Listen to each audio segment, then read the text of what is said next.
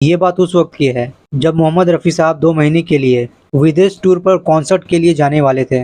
तो जब ये बात लक्ष्मीकांत प्यारेलाल को 1-2 दिन पहले ही पता चली कि मोहम्मद रफ़ी साहब 2 महीने के लिए विदेश टूर पे जा रहे हैं तो लक्ष्मीकांत प्यारेलाल बहुत परेशान हुए और वो मोहम्मद रफ़ी साहब के पास पहुंचे और कहा, रफ़ी साहब आप 2 महीने के लिए विदेश टूर पे जा रहे हैं। अगर आप चले गए तो वो फ़िल्में जिसमें आपके गाने हैं 2 महीने के लिए डिले हो जाएँगे और इससे जुड़े हुए लोगों को नुकसान होगा।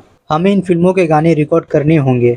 मोहम्मद रफ़ी साहब तो दूसरों को तकलीफ़ में देखकर उनकी मदद कर देते थे। तो मोहम्मद रफ़ी साहब कैसे दूसरों को अपनी वजह से तकलीफ़ और नुकसान होने देते? तो मोहम्मद रफ़ी साहब ने लक्ष्मीकांत प्यारेलाल की बातें सुनकर कहा, आप लोग रिकॉर्डिंग की तैयारी कीजिए।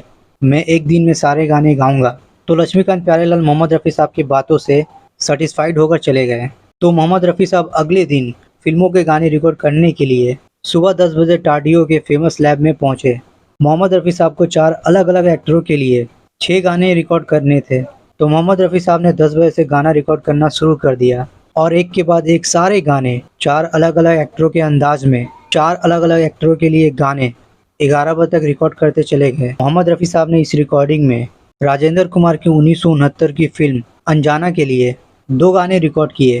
पहला गाना मैं राही अनजान राहों का और दूसरा आ मेरी रानी ले जा छलना निशानी। इसके बाद मोहम्मद रफ़ी साहब ने सुनील दत्त की 1969 की फ़िल्म प्यासी शाम के लिए 2 गाने रिकॉर्ड किए।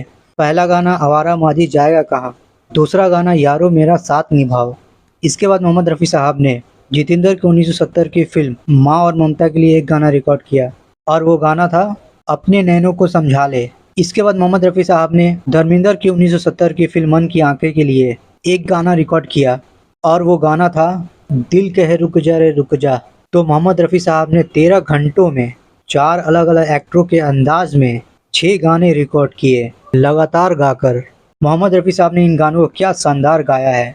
मोहम्मद रफ़ी साहब ने इन गानों को रिकॉर्ड करके लक्ष्मीकांत प्यारेलाल और फिल्मों से जुड़े हुए लोगों की परेशानी दूर कर दी और खुद भी चैन की सांस ली कि मेरी वजह से किसी और को तकलीफ नहीं उठाना पड़ेगा। और मोहम्मद रफ़ी साहब अगले दिन टूर के लिए रवाना हो गए।